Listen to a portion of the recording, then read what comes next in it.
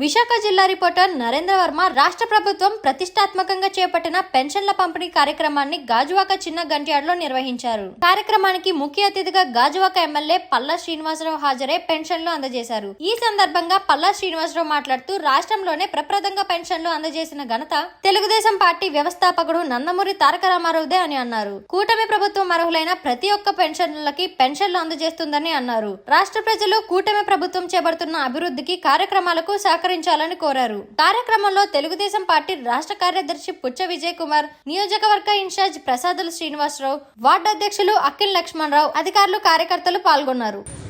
ఇక్కడ అందరినీ కనుక్కున్నాం, అందరూ హ్యాపీగా ఉన్నారు. తెల్లవారిసరికే మాకు వస్తుందని చెప్పేసి 1వ తారీఖునే పెన్షన్ ఇవ్వాలి అనే ఉద్దేశంతో చంద్రబాబు నాయుడు గారు ఆలోచన చేశారు. అది ఫాలో అవుతుందని చెప్పి తెలియజేస్తున్నాం. భవిష్యత్తులో కూడా రాష్ట్రానికి అప్పులు తీరిపోయి మెరుగైనటువంటి పెన్షన్ ఇంకా ఇచ్చేటట్టుగా చేస్తామని కూడా ఈ సందర్భంగా తెలియజేస్తున్నాం.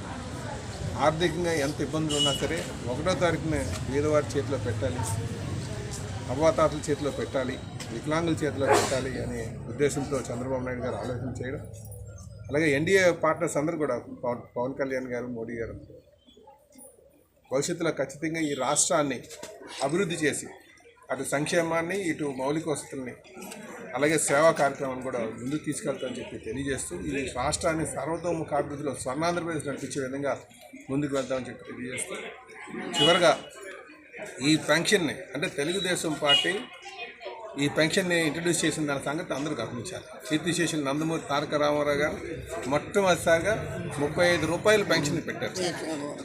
ఆయన అందుకే నిజంగానే తెలుగుదేశం పార్టీ కీర్తిశేషులు నందమూరి తారక రామారావు గారు సంక్షేమానికి ఆద్యుడిగా మనం భావించవచ్చు అని చెప్పి తెలియజేస్తున్నారు. అందరికీ నమస్కారం.